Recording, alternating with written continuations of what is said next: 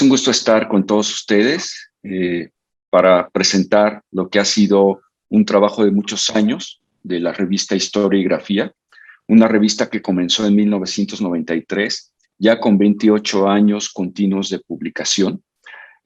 En sus orígenes, esta revista ha sido pensada para reflexionar acerca de los modos en que se escribe la historia, las condiciones a partir de las cuales los historiadores podemos escribirla, podemos validarla en términos de nuestro trabajo en el archivo, nuestro trabajo en los testimonios, nuestro trabajo con los documentos, en fin, todo eso que nosotros muy técnicamente llamamos teoría de la historia y que implica cómo se construye el conocimiento histórico. Pero también ha sido una revista en la que, justo porque nos ha interesado las formas de escritura de la historia, hemos dado cabida a las investigaciones, a todo lo que es la producción historiográfica de la historia del tiempo presente, de la historia del pasado, la historia cultural y un sinnúmero de formas de hacer y de pensar la historia. Nos ha interesado en las temáticas también difundir la obra de historiadores connotados, tanto nacionales como extranjeros, la producción académica de nuestro departamento. Todo ello con la intención de poder lograr que la revista tenga una presencia también internacional, a partir de la cual también pueda dialogar con otras revistas, con otros autores, con otros pensadores y poder tener al mismo tiempo una producción historiográfica que pueda seguir construyendo la memoria de una sociedad como la nuestra. Nosotros como revista enfrentamos además varios retos, ¿no? Es decir, uno es las nuevas tecnologías que ya ni tan nuevas de la comunicación en las que la revista ha entrado en los últimos años. Nos interesa estar en los índices, poder tener más presencia internacional, poder llegar a captar más búsquedas y que la revista pueda consolidarse de esa forma internacionalmente. Nos gusta seguir difundiendo las formas de escribir de historia. Nos gusta seguir difundiendo qué hacemos con las producciones del pasado, y los temas han sido muchísimos. Sigue siendo un reto para nosotros poder articular temáticas que van desde historia de la vida cotidiana, lo que piensa la gente, lo que piensan también los intelectuales, los periodistas, gente que está en todas partes y que nos permite también pensar qué será siempre lo que hacemos como memoria, ¿no? ¿Qué será siempre el olvido?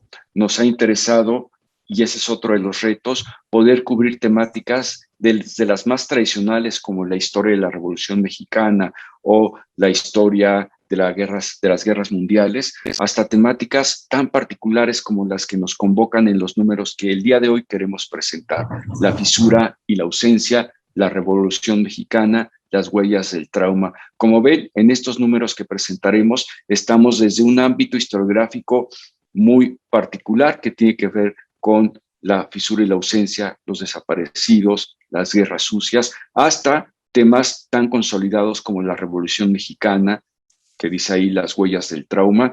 Y pues es momento también entonces no solo de seguir abriendo estos nuevos caminos y seguir proyectando la revista a los retos que nos demanda una sociedad y nos demandan los medios de comunicación. Es también el tiempo de dar lugar a nuestros colegas que podrán presentar tanto el número 56 de la revista como el número 57. Adelante. Y titulamos este dossier La fisura y la ausencia. Es un dossier, digamos, muy particular, el que van a encontrar ustedes, porque había una preocupación, particularmente por repensar, reflexionar desde múltiples áreas y disciplinas o multidisciplinariamente qué pasaba, qué pasa con un fenómeno siempre latente en México y muy del tiempo presente también, que es la desaparición forzada, la desaparición permanente y la desaparición temporal de personas. Había ciertas premisas que reflexionar en torno a la desaparición, y la primera que teníamos que ver y que se anuncia como título de este dossier, que es La fisura, tenía que ver en que ha predominado una perspectiva fisurada de los procesos de violencia política en México y los procesos propiamente de desaparición forzada. Al pensar después esta fisura o esta perspectiva fisurada, nos dimos a la tarea de meditar entonces el tema de la ausencia. Es un gusto incentivar esta lectura porque parte de una premisa este dossier. La premisa que fundamental que se reflexiona es que efectivamente la desaparición forzada de personas, la desaparición de personas no es un accidente, no es un suceso fisurado, no es algo que se sale de las manos, sino que es parte de toda una maquinaria, de un proceso de la administración de la democracia por parte del Estado. Es decir, la desaparición forzada, la desaparición permanente de personas siempre se ha dado en espacios, en microespacios, que hemos dicho y hemos clasificado como decepción, en microespacios en donde se elige y es elegido de alguna manera, protegido por el Estado, por actores adyacentes o por actores paraestatales o paralegales. Es decir, la desaparición forzada se ha dado en espacios de excepción que casualmente hemos observado, y lo verán ustedes en el dossier que abarca, en las geografías que abarca este dossier, en las reflexiones que contiene, estos espacios han sido flexibles, son móviles y son atemporales. Es decir, la desaparición forzada se da en pequeños espacios, en pequeños momentos o periodos de tiempo un poco más prolongados, pero de alguna manera son variables, ¿no? Y están fluctuando de un espacio geográfico a otro. Y es parte, pues, de esta premisa fundamental de la fisura, la ausencia, el pensar la desaparición forzada como una manera a través de la cual el Estado mexicano durante las últimas 4 o 5 décadas ha administrado esto que entendemos como la democracia. Es interesante, ustedes podrán observar aquí ya en la pantalla, ¿no? ¿Cuál es el contenido? Y hay una serie de plumas muy refinadas, muy reputadas en torno a las investigaciones que se han realizado recientemente sobre la desaparición forzada. Podrán encontrar un artículo de la colega Pilar Calveiro, que ella tituló Desaparición y Gubernamentalidad en México. Posteriormente encontrarán también un artículo de Camilo Vicente Ovalle, quien ha trabajado también los procesos de la desaparición forzada, sobre todo los patrones. Su artículo se llama Desapariciones en México, la emergencia de un campo. Encontraremos también y podrán encontrar el texto de Verónica Oiquión Solano, una colega del Colegio de Michoacán, donde ella escribe de fosas, exterminio, impunidad en Michoacán, una reflexión desde la historia reciente. Otro colega de la Ibero León, Fabricio Loruso, él aborda una discusión sobre el concepto de fosa clandestina y el contexto mexicano, particularmente el caso de Guanajuato. Otra colega del CIESAS, ella trabajó el artículo de necrogeografías de la guerra, Lorena Carrillo, de los duelos clandestinos a la búsqueda de desaparecidos, experiencias de búsqueda de combatientes de las FARC en el escenario del posacuerdo de paz en Colombia. Básicamente esto es lo que compone, lo que conforma el dossier de la fisura y la ausencia. Creo que es una lectura obligada para repensarnos desde el tiempo presente de este fenómeno latente, como decíamos, en México. Que hace falta mucho todavía por explorar, hace falta mucho todavía por desentrañar, no solo en tema de los patrones, sino de los actores que se encargan o que han sido encargados de perpetrar los procesos de desaparición forzada en México y América Latina. Es pues una invitación en estos pocos minutos a que se den la oportunidad de leer el número 56 de este dossier de nuestra revista Historia y Grafía, con el ánimo de que podamos pues incrementar el debate y podamos fortalecer este conocimiento sobre un fenómeno que ha sido, pues, todos lo sabemos, un lastre en nuestro tiempo presente y en nuestro pasado inmediato en México, y no solo en México, sino en América Latina. Agradeceremos pues mucho la lectura de La fisura y la ausencia y aplaudiremos el diálogo que se pueda tejer a partir de su lectura para incrementar el conocimiento sobre estos fenómenos.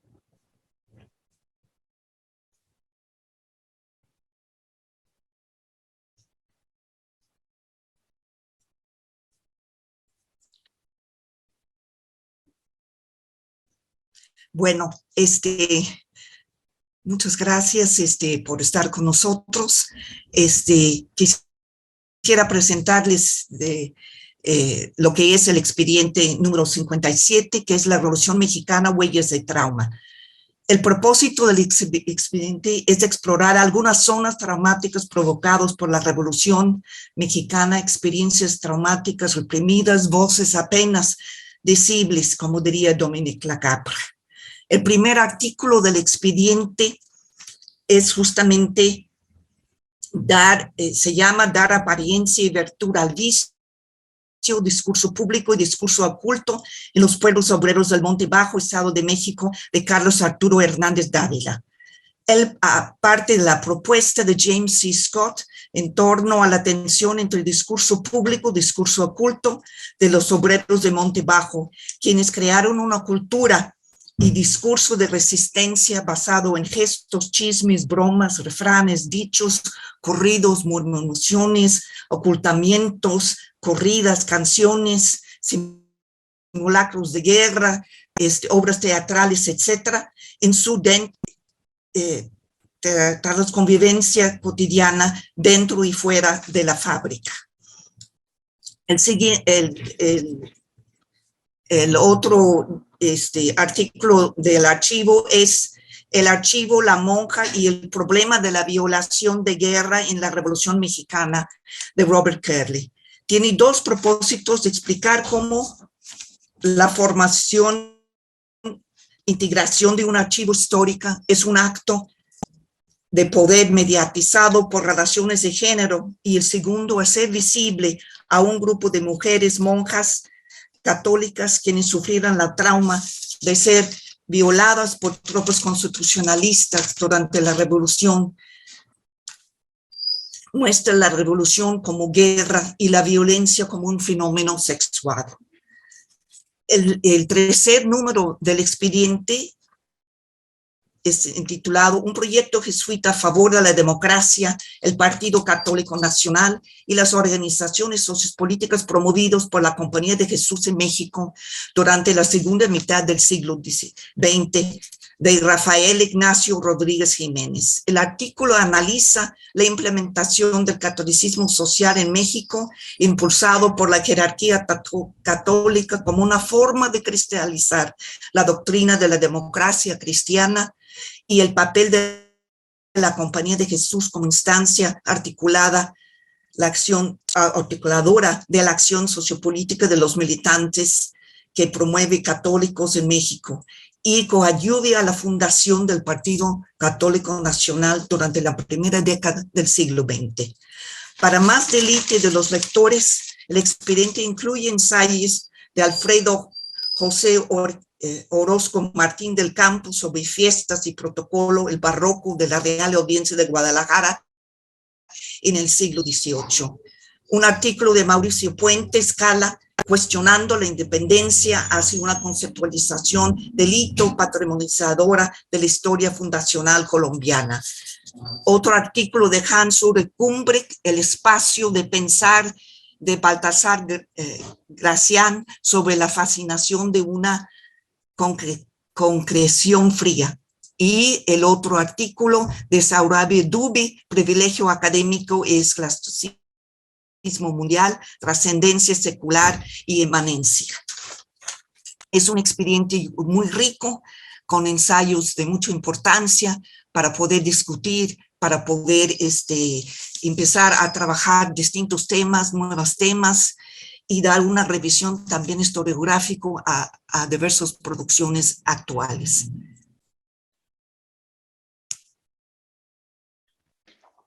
No queda más que invitarlos a no solo a participar en la revista, a leerla, sino también a que formen parte de lo que durante estos 28 años ha sido historiografía.